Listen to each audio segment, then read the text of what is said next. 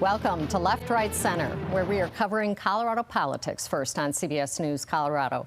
I'm political specialist Sean Boyd. We begin with the unprecedented effort to oust Colorado Republican Party Chair Dave Williams. More than 100 Republican leaders signed a petition to force the GOP Central Committee to take a vote on whether to remove him.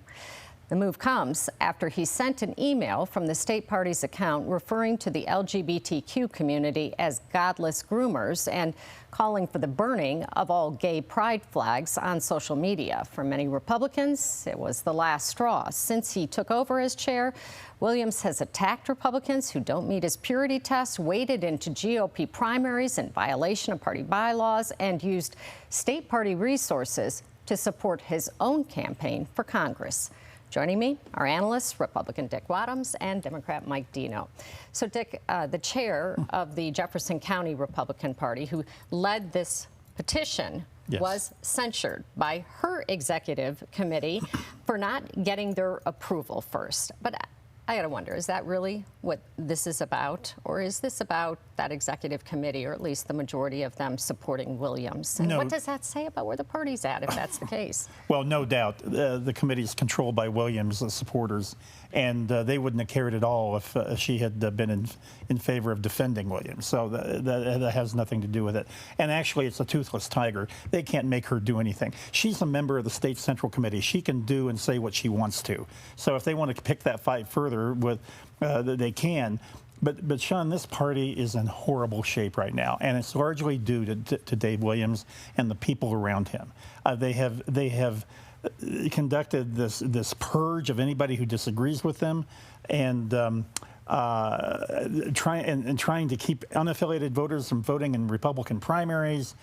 I mean, I could go on and on. And he's using state party funds to unethically fund his campaign for Congress. That's the irony, that they come after her for using party letterhead to send this out. And then, so do you think they need 60% of the 400-member Central Committee to remove him? Do you think they'll get it? Well, it will probably be close, to be honest. He's got a big chunk of support on that committee. But what I'm sensing, Sean, is there are members on the committee who voted for him for chairman, like Nancy, by the way, and who now are saying, you know, we are in constant chaos. We're constantly embarrassing ourselves. We need to make a change right now. We need to send a message to Colorado.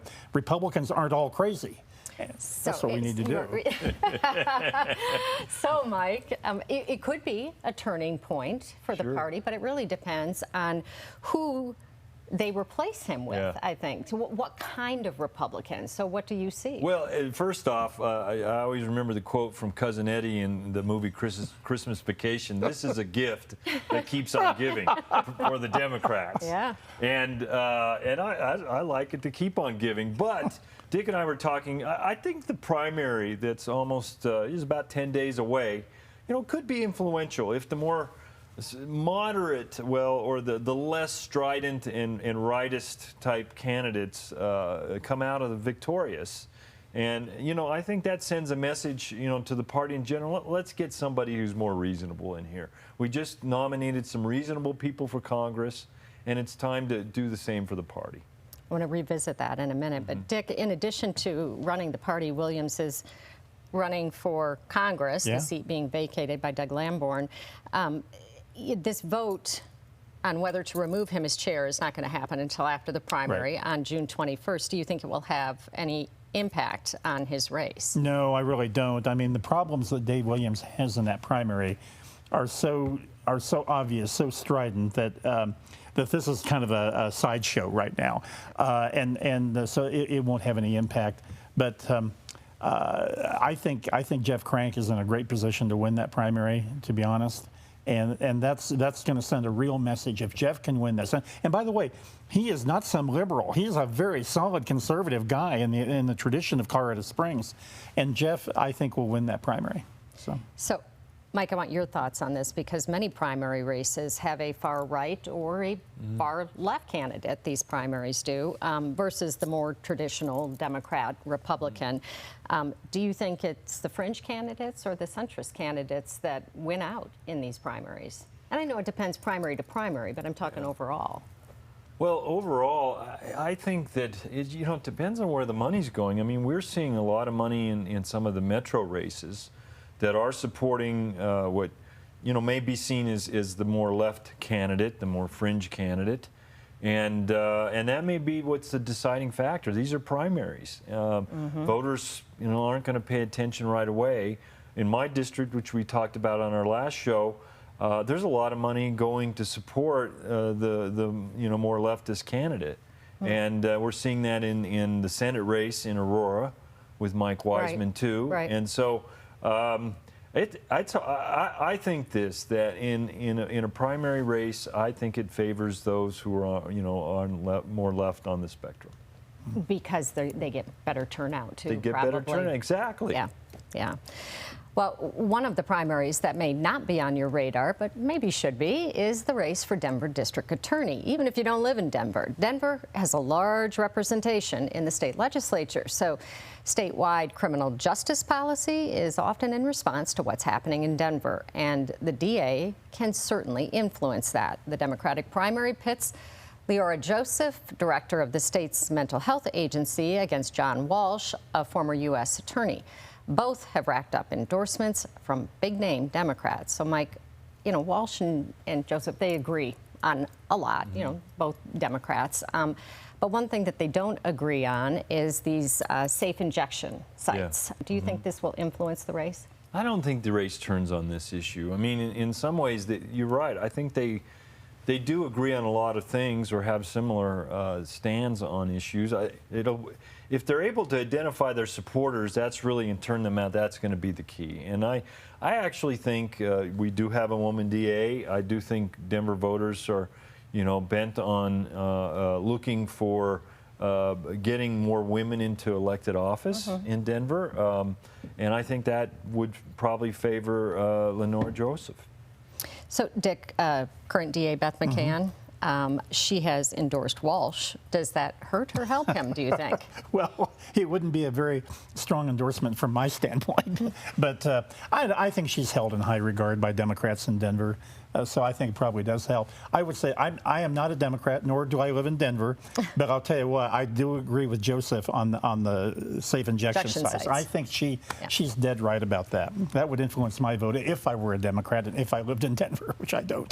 Yeah, and certainly crime, it's an issue right now. It is an issue. And in Denver, too. Yeah, we've seen, the car thefts go down significantly in Denver, so that's been good. And violent crime has also seen a reduction.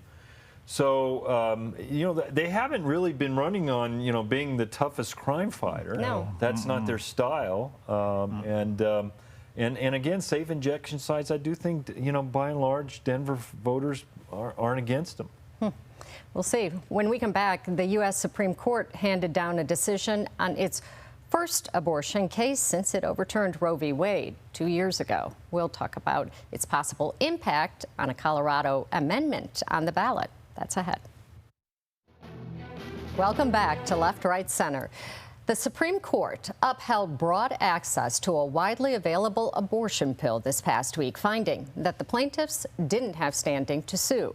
The decision comes as pro-abortion rights groups ask Coloradans to approve Amendment 89 this November. It would put protections for abortion in the state constitution. A recent study found Colorado's abortion rate has increased by 103% since 2019. Nearly a third of those cases were non-residents. So, Mike, do you see this ballot measure passing? And really, what impact will that have? Because abortion is already protected under the law in Colorado. Well, Sean, the key word that you said is putting it in the state constitution, and it does require a threshold of 55% of voters to approve that. And that makes it a little bigger of a hill to get over to pass it. I think it will. A recent national poll showed there's a lot of single-issue voters on this issue, and we've seen that in Colorado in the past. So I think it has a reasonable good chance of being approved by voters as a constitutional amendment.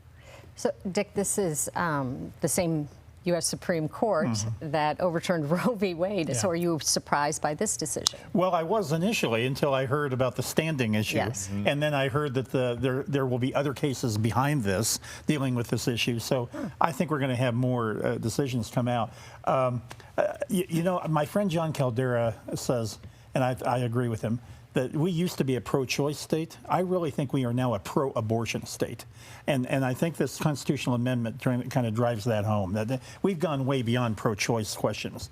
The people who have this constitutional amendment, they want to enshrine abortion as a policy, and I think that's unfortunate. I understand pro-choice positions. I don't understand this. Well, what's interesting too about, you talked about the increase in Colorado. We've actually, bigger increases were incurred in New Mexico. I know, I saw that. And they had over 2/3 of their increase attributed to people from outside the state. And even Wyoming. And Kansas. And Kansas. So, you know, I don't think it's just Colorado where we're seeing people looking for, you know, this type of care, yeah. of care, yes. Yeah. Well, an anti-Israeli protest outside a private residence in Superior has prompted the town's Board of Trustees to take unprecedented action. Demonstrators from Students for a Democratic Society protested outside a home belonging to the chair of CU's Board of Regents. Not only did they call for CU to divest from Israeli companies, but they called for violence against Jews. Town trustees, including one who is married to a Palestinian, unanimously passed a resolution condemning protesters for hate speech, anti-Semitism, and racism against Jewish people. So, Dick, you know, Superior is the first municipality in Colorado, possibly even the nation, to take a stand like this. Do you see this becoming a precedent? Do you think others will? I do, and I applaud Superior for doing this. I think it's reprehensible to go in front of people's private homes. I don't like it when pro-life protesters have done that in the past, and I don't like it when the left, pro-Palestinian, pro-Hamas people do this. And so I'm glad they did it. And it's, I mean, in fact, it's just amazing that we have to go through this anti-Israeli situation, calling for violence against Jews. I mean, this Right. kind of brings up the 1930s in Germany. I mean, it really does. Right, and the trustees acknowledge, like, look, we get they have free speech rights, but we also have the right, and they felt responsibility to condemn speech that they felt had crossed a line, and in this case, they felt like this did. Mike, I think even people who are sympathetic to these pro-Palestinian, anti-Israeli protesters, some of them do say, now, wait a minute, you know, going in front of a private residence, you know, that may go too far. Yeah. Don't you think they risk losing some support doing something like this? And they have no intention of stopping. I know they've got plans to go and protest other regions' homes, too. Well, they definitely lose the neighbors' votes. I mean, they don't want to see. Interestingly enough, Sean, there was a poll in the early part of May of students about what were their top issues. This is a national poll. It was about 1,250 students. The Palestinian war issue with Israel was the last issue of their concern. Their top three was health care, education funding, and the economy. And so, you know, to your point, are they losing? I think they are, because people, you're not focusing on the right issue. For us as students, for us and where we're going as a country in moving in, you know, past being students to being part of society in general, there's more important issues, and we got to pay attention to those. And some of these protesters are not students. No, no, they're Most of them, they're professional protesters, Right. and that's what their livelihood is. Right. One of the trustees said that they were paid protesters. Yeah, sure they in this were. We've got to case. make a living somehow. Well, it could That may be my next job. Oh, no. A video of you standing outside people's homes. I mean, standing outside Dick's house. No, Mike, you would stand out. You're a pretty tall guy, so I mean, you better wear a mask.